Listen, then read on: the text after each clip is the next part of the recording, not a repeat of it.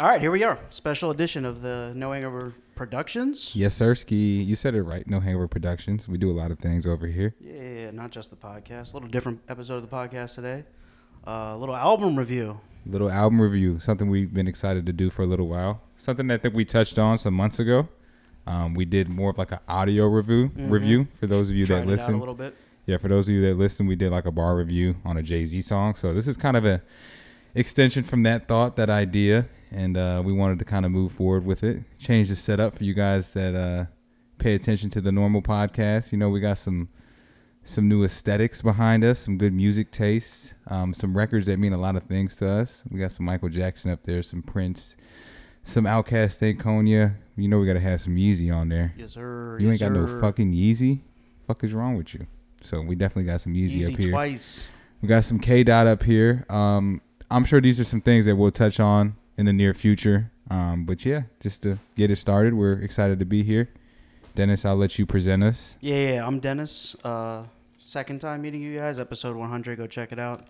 Made my debut. You sound like the guy from fucking Thor. What's the rock guy? Name's Korg. Name's Korg. Name's Dennis.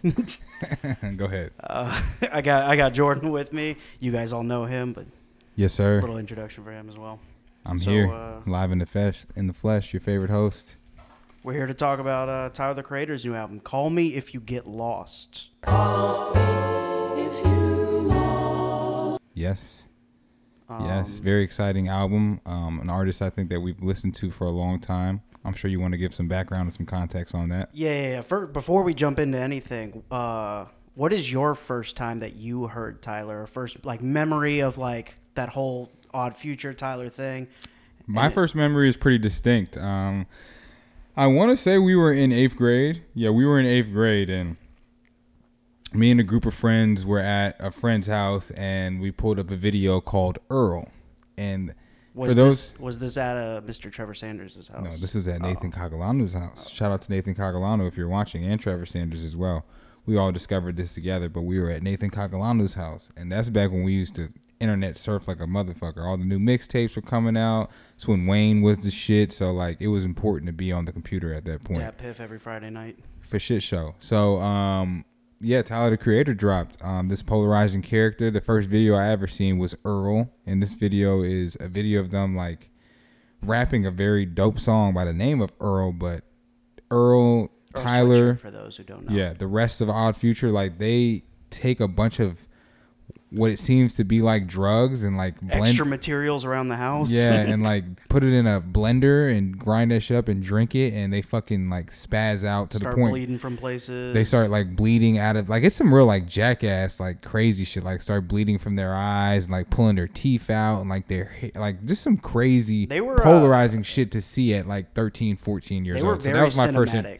For sure. That was my first introduction to them. Yeah, because Earl is our age. Or Earl is legitimately I think Tyler's what, a year or two older than us? Tyler I think's 2 years, and then Earl's a year older than us. But they were for all intents and purposes, they were our age. They were high school age kids. Right. Doing high school beyond high school age stuff. 100%. They were taking drugs that we had never even heard of before. 100%. But were they even really taking those drugs? No. And they were just painting a certain perception and a certain narrative. They made us believe it, though. That was so unorthodox and so outside the box that it was, you had no choice but to pay attention to it in my eyes.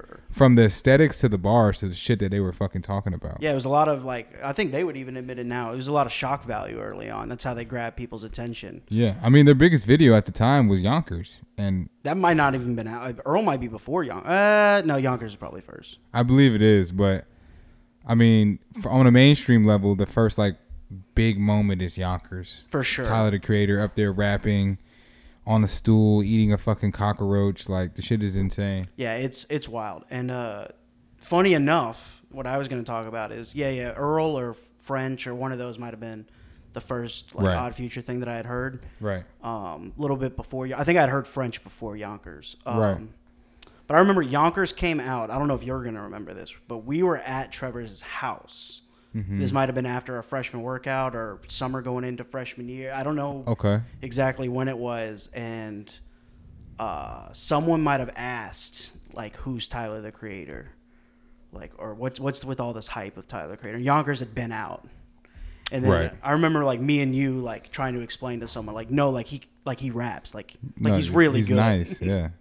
So that was like one of our first few times like really talking music was that day. And I feel like that's like been a part of Tyler's career as far as like getting past the craziness and the aesthetics and the flamboyant and out of the box things that he might say or do in videos, and really looking at like the music genius that he truly is. Absolutely. You know, and his music is kind of like aged that way if you think about it. Like it's progressed every album. I'm sitting with the albums in front of me, like we talking Bastard and Goblin, the things that we heard first. Correct. Very shock value, very loud, very like, but you can tell there's a musical like creative in there. 100%. And it was different. Very different. Very different. And in this space of music, especially rap, for you to become super popular and develop a strong fan base, you have to have something different about you. Something that is going to stick out amongst your peers. Mm-hmm. You know what I mean? Absolutely. So he definitely had that part. And then going off that, like he ends the quote unquote the trilogy, the first 3 albums with Wolf. I think that's the first time he really stepped out of his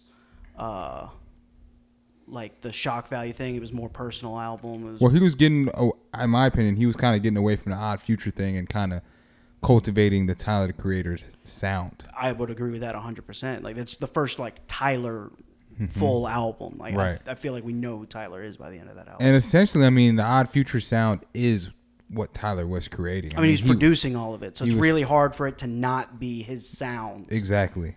But you can see the progression from the OF tape to Igor or to Call Me If You're Lost. Like, absolutely. The progression is insane. I feel like the best example is probably from OF tape, Volume 1, to Flower Boy.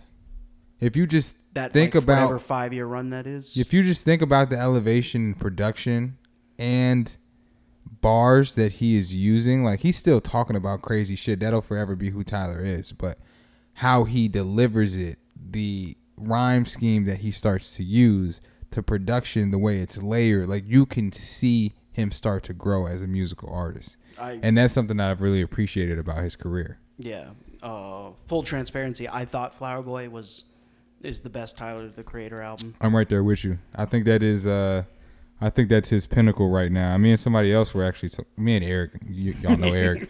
Me and Eric were talking about that actually today, and you know, we were kind of trying to rank this album and trying to see where it falls in his discography. I don't like doing that with the album that's so fresh. Like me and Eric had that conversation with Igor. It's already better than Igor in my opinion. Right, but I didn't want to rank Igor when it came out. Like I didn't want to put it against Flower Boy or all those. Like I'm probably not going to do that with this album until. From a fan perspective, he kind of gave like the masses fans what they wanted as far as like the real quote unquote rap album. I mean, he even got DJ Drama to do the Gangsta Grill drop over the whole entire. Yeah, let's jump into that album a little bit. Let's jump into that. Like the Gangsta Grill, like what you touched on it earlier about like being an internet kid, and we were kind of that internet generation of music, searching like what DJ Drama meant to our generation. Just touching on it a little bit, like if you had a Gangsta Grills, like if you were a rapper coming up and you like got to the point where you got a Gangsta Grills tape, like you made it. Like that was the ultimate cosign in that late 2000s, early 2000s. That was everything for you in the 2000s, in my opinion. If you wanted to get the streets on a real level, then you had to have a Gangsta Grills There's album. Probably not a bigger mixtape moment than Wayne's Gangsta Grill run. I don't think you can talk about trap, Atlanta, Southern rap without mentioning DJ Drama. No. And if you know about the impact that the South had on hip-hop music in that time span, even up until now, but like where it truly started, the Jeezys, the T.I.s, the Gucci's, impact on it. The Ludacris's, like Drama is intertwined in subtly all you of hear that. His voice on every one of those big records. Correct. So for Tyler to reach back and go get a DJ Drama to put those drops on an album, like that shows you his appreciation, one, for the culture and his appreciation for rap music, period. What did you you're not really on Twitter like that, but did you see the Tyler tweet that he made on the night the album came out? He had tweeted in 2010. Oh yeah, you told me about this. Go ahead. He said, "All I want is a Gangster Grills mixtape. Like that's all I want. Like so damn bad." Right. Yeah. So he tweeted after as soon as the album dropped. He was like, he quote tweeted himself and changed mixtape to album, and he was like, done. So he kind of started to like make little like but the singles had kind of like hinted towards like that was gonna happen, right? Because we'd heard called that. Thanks. The first single that came out was Lumberjack? That What's Your Name? No, Lumberjack. Lumberjack was the first one officially and Side Street, the two videos that came out. And he had DJ Drama all over it, and that made you start to... Yeah, so I thought about an interview that I had watched. DJ Drama had Odd Future. This is for OF Tape Volume 2. This is 2011, 2012 time, something like that. And he had talked them up, and then Damo and Tyler brought it up that they wanted DJ Drama to yell and host a mixtape for them. Right. And they were joking that they were going to make a sequel to their Radical tape, which never came out, but, you know... Good, at least 11 years later, that we finally got a Gangster Girls Tyler project. Definitely. It's one of his better albums. Yeah, let's jump into it. Overview of the album. Give me your thoughts. Just like, I mean, I think the production level on the album is exquisite, and I feel like he gets better every album production wise, and he produces all his own shit for the most part. I think everything but one song on one album. Definitely, yeah. So, from the production to the bars to the sequence of the album, I feel like it all flows well. I think Tyler does a really good job of making albums that are pretty seamless. If they are press play albums. They are press play albums. If they're not seamless, they all coincide pretty well. You might have one or two songs that you can take out of the bunch and be like, I don't know if this truly goes, but for the most part, I think this 10 out of 12 songs you're gonna fuck with and feel like they go together well. This might be his like closest thing to perfect sequencing album. Flower Boy. Flower Boy is like one piece, so I don't exactly. even like. I don't think it's hard for him to touch that album just because the production is so seamless. And the instrumentation that he uses on that album is so elegant. Like the sounds are so lush that it almost doesn't sound like a hip hop album. No, I mean, it's very Roy Ayers, Hans Zimmer. I know he worked with them on Cherry Bomb as well, but I think he mastered that sound with 100%, yeah. Do you think it's because it's his most personal to date album? That, like, not saying this isn't as personal as that one, but to that I think this album is more retrospective than personal. This is a 11-year victory lap. 100%. I think he's kind of like looking back on old times and what he did in his career to take him to where he is now. And kind of highlighting those things and also letting people know like what his journey truly was and how long his journey has truly been. You know what I'm saying? And I feel like this album made me like real. Like I've always known, but when you get a new piece of music from somebody, like you start to think about their past and all their old projects. Put you into perspective. 100%, and like made me realize how much music he has truly put out since we've been in 8th grade. Yeah, I was like, because I did the same thing, listening back to all the old albums this whole week, kind of preparing for this and like looking at his progression. Bastard comes out the end of 2009. Right. And it's crazy that his timetable, like him and Drake have the exact same, like he's in Drake, J. Cole, Kendrick, like that timetable of class, he's in there. And he's still talked about. But we, for some reason, like when the Mount Rushmore conversation came up, we were kind of hesitant to put him in that 4th spot. How do you feel now? I brought it up. I thought he was clearly that 4th spot. I thought he was above Future and Travis. Like as far as, maybe not as far as impact go, because those two I think have a bigger impact on the sound of music around them. But as far as just, if I'm picking 4 dope artists to represent the decade, there's no way I'm not putting Tyler in that top 4. Because this album's going to get nominated for Rap Album of the Year at the Grammys. And it'll be his 3rd straight. And does Tyler make hits or does he make great music? Doesn't matter. In that conversation, it does, in my opinion. We're talking about Mount He's Rushmore. not going to win a versus against those people. He doesn't have 20 hits that are going to compete with. Right, so can you put him on the Mount Rushmore? Yeah. The same reason he's more of a co-artist than he is a big time. But the same reason you can put a Prince or a Beatles or a. They got the Beatles have smashed. Let me take the Beatles out of that. But like Like Prince doesn't have 20. Like the Prince Mike argument is not the 20. Well, that's the only reason you're saying that, because of the Prince Michael argument. Oh, take it to someone else. Like there's great artists that don't have the 20 big hits. Like the Roots are like one of the greatest hip hop groups of all time. True. Tribe Called Quest is one of the greatest hip hop groups of all time. They don't have 20 hits. They're not Outkast. Correct. Like they don't have those numbers. Right. So they're not talked about in that light. But you as far put as Tribe in a Mount Rushmore.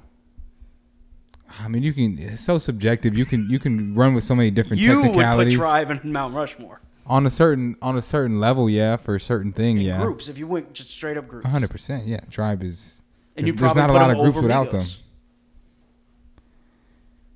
Similar conversation to similar argument that I'm going with. Their careers are pretty similar if you think about longevity of music, because Tribe from 91 to about 98 they were a topic of conversation, and the Migos have been a topic of conversation for about 7 to 8 years as well. And we'll see what the Migos. I'm not going to short the Migos. I'm not trying to do that. We'll see what their impact is on music going forward. Music is hard, especially rap. Rap music is hard. It's hard to be really great for a long time and super relevant for a long time. Like the lifespan of a rapper is not that long, no. and that's something that we can bring up about Tyler. I mean, he's been around. Yeah, circling it all the way back to my point. Right. 2009 to now, it's 11, 12 years of a really good run. Correct. Like a Hall of Fame where great music. Great timeless music. Timeless music that's getting better every time. And he's kind of reinventing. And that's hard to do in music. It's hard to continue to recreate yourself and elevate. Yeah, I mean he goes in that class of the great artists that can do that. 100%. Run down the album a little bit. Give my overview of the album. I think it's the best album of the year so far. I had J. Cole with that #1 spot. I understand the Young Thug and that album having the #1 spot for a lot of people. Slime Language? Yeah, it wasn't my favorite album of the year. I thought J. Cole's was better, but it's all opinion. This for sure takes my #1 spot. I think it's now. battling the J. Cole album, definitely. I think those are the best albums of the year thus far. And it's new. Like I can't really think of too many other people that have dropped an album that can be compared to those two. Yeah. At least not at their level. So, yeah, I mean, I think I would agree with you on that. I'm not gonna say. I almost kind of did say it was better than Cole's album, but I'm not 100% yet because they bring two different things to the table. I did definitively say it's the best album of the year, so I'm not going to backtrack on that. But J. Cole had a phenomenal album. I don't want this to be a knock. Off Season is an amazing album too, but yeah, Tyler might have him. He just might. Going down the features, 42 Doug. Very interesting. On Lemonhead, NBA Youngboy and Ty Dolla on What's Your Name, Lil Wayne, Hot Wind Blows. Damo on Manifesto.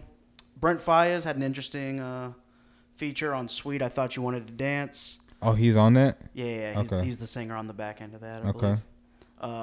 Daisy World, Sorry I'm Unfamiliar on Rise. And then Uzi and Pharrell on Juggernaut. Which of those features, we can go through them all if you want, we can go through a couple. Which of those features either surprised you or you were most excited about? I think the 42 Doug and the NBA Youngboy features are definitely surprising. And I think they're surprising for everybody because I would agree. Tyler doesn't usually branch out too far with features. And Igor was, I think, the first time he Playboy Cardi alley-oop. But that's not surprising because of how close he was to that camp. Yeah. You know what I'm saying? If he has features, it's people that he's kind of close to and has had features with along his career. Right. Seeing Wayne, Frank. Seeing Damo on an album is not the most surprising. Damo, that's not surprising. An NBA Youngboy, a 42 Doug, you wouldn't expect that because those are not people that he's usually around or usually makes music with. Yeah, you wouldn't put them in the same breath. Exactly. And let me just say, both of them delivered on their verses. 100%. And I feel like it's to the credit of them. For sure, 42 Doug and NBA Youngboy showed up, but Tyler being a great artist and making sure they sound good on the song that he wanted them to sound good on. Oh, you can tell it's directed by Correct. Tyler. You can tell that he had the vision. You're doing this. He didn't write their verses. He didn't do anything like that. No, but he put it a certain way. He made it sound a certain way. And even if he didn't, and they just handed him a verse, he might have crafted the song around them. But incredible, incredible performance by those two. Wayne. I don't think Wayne has ever given Tyler a bad verse. Yeah. Tyler always gets a great verse from Wayne. It never fails. I've heard him talk about this before when he was talking about Cherry Bomb, that he wanted, when he asked Wayne, he's like, I want 2006 Wayne on Smuckers. Mm-hmm. And I believe that he's done that for Dropping Seeds and for this one as well. I believe that he like kind of... How do I forget about Dropping Seeds? Dropping Seeds is classic shit. I feel like he just asked Wayne for a certain, like, I need this from you, and the response from Smuckers or Dropping Seeds like has fueled how he handles it going forward. But incredible stuff. Definitely incredible. I would agree. He's always got Skateboard P on there. I feel like that's a great song, a great feature with him and Uzi. I wasn't surprised to see the Uzi feature. Well, we knew the record was coming before it. Definitely. They flirt with each other on Instagram all the time. So he's taking Jaden Smith's role. Yeah, definitely. That's not surprising. That Massa, there's something about that song Massa that I really like. The drums that he uses are so like, they cut through so much and they're like elegant all at the same time. He picked very, very sharp drums on that song. He's always been one where he's like, even when he was, because he's always produced for himself, even on the earlier stuff, it always sounded really good. Like always a lot of early stuff, good. Like from rappers, like it doesn't like sound the cleanest. Even like some of our favorite rappers, like But his always sounded like crisp when it needed to, kind of like old and dusty when it needed to. He does a good job of. And I like how he kind of like, he's a little reminiscent in that song of what he's done and how far he's come. And he's kind of explaining his progression as an artist and as a person on that song. And the drum patterns and the flow pattern and the cadence that he uses on that song. Like, I don't know. I just fuck with it on a different level. Yeah, he sets it up. He has you like hanging on every word. I can't describe his cadence exactly, but like every kind of line leads into the next where you're constantly like hearing harder. Running is Run It Up or Running? Run It Up. Run It Up is my shit too. Yeah, Run It Up might be it's definitely in the running for my favorite on the album. It's that last verse. I mean, the two verses are both incredible. That last verse when he's like just do it. Like, don't be afraid to fail. 100%. And what's the Brent Faiyaz song? What's that song he's on?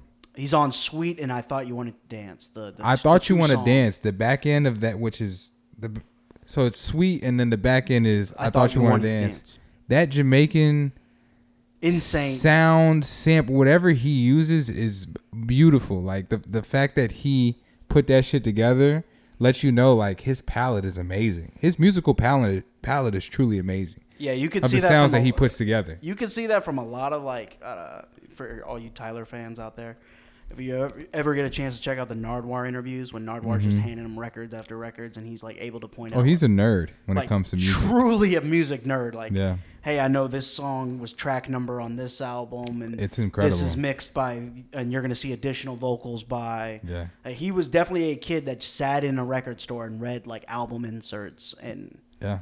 Like loved. He's music. Passionate about it. Yeah. 100%. 100%. Yeah. So I love every bit of the album. There's not a song that I don't like. There's not a bar or instrument that I have a strong criticism on. Like, there's no sore thumb. There's no like, you could have dropped that one. And I think that's a great description of who Tyler is. Like, he's always going to give you great music, something that you can truly rock with and find yourself with. There's not going to be too many songs or too many sounds on there that you don't agree with. That's hard to do in this time, I feel like. I'm not going to say that this album is a classic because I don't do that to albums that just came out. But this album has all of the makings of things that... Well, I feel like that's what he chases. Like, because he doesn't chase the mainstream shit. But they're not overbearing. It has his first top 10 single, but it's not corny. Like, the What's Your Name went top 10 this week. First top 10 record, right? First top 10 record in Tyler's career. But it didn't feel like... although I do agree with you, he's chasing a classic album, and it doesn't feel forced. It didn't. No. Like, the song did not feel like we were like he was chasing a top 10 single. It felt like it came very naturally. Definitely. I And I feel like that's just what he does. He just makes great music. He's just a naturally great artist. Like, it's not too much he has to force. It's not too much he has to think about.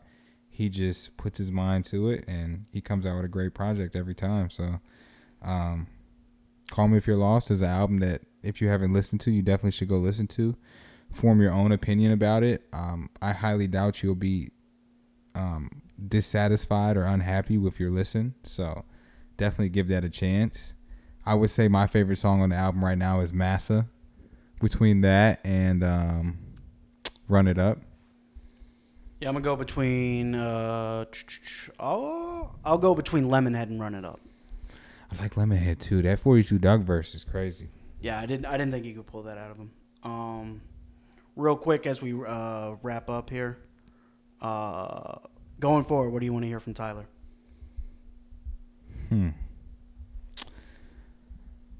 That's a good question. I feel like he's tapped into so many different things. I feel like he really gave us a true hip-hop rap album, like a cult classic in a sense. I know we're not calling it a classic yet, but he's trying to cater to the culture. He gave you an album full of bars. Gave you an album full of bars with fucking DJ drama drops all over it. Like, what more can you ask for? With lush sounds and great instrumentation and great beats. And I would say that's all I really want from him moving forward is great production, great records, timeless music. At this point, I don't see him failing me in that regard because he's done it so many times.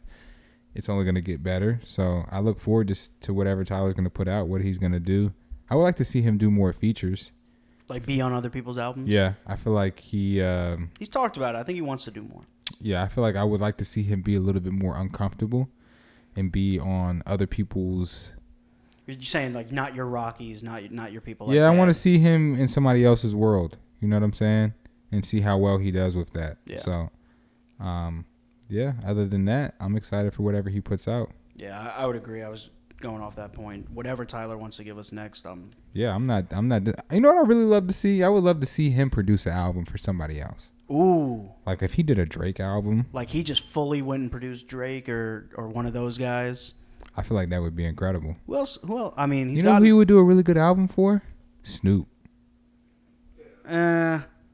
That's Pharrell. Yeah. I think baby. You can't chase the Pharrell thing too much. If anybody could do it, he can. Right, but like it becomes at a certain point it would become obnoxious how much their careers kind of coincide. Each other. Yeah. But I would love to see him like just step away and not step away, but be full producer for. That would be cool to see. Definitely. Yeah. All right. Anything else you want to give to the people? Yeah. I mean, go check out the album. Like I said, form your own opinion.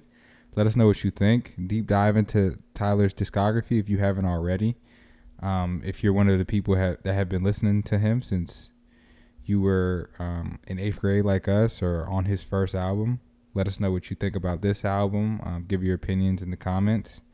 Any type of debate, discussion that you guys want to have. Anything you disagree with or you agree with. Just, let us know. We're definitely open to any opinions, any open dialogue that we can have. Yeah, that's all I really have for the people. What you got? This is our first episode of many for the music edition of the No Hangover Productions. Yeah, I'm excited.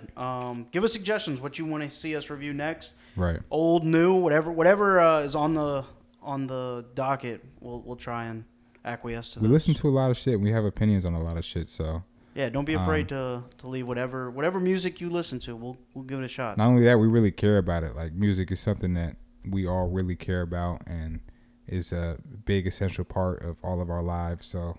You'll see me on here. You'll see Dennis on here. You'll see Eric on here for sure. You'll see Jacob on here. Gotta get Ryan for Travis. Definitely. Just people that love good music and, want to talk about it. So pay attention. Keep looking for new additions to No Hangover and, new shows.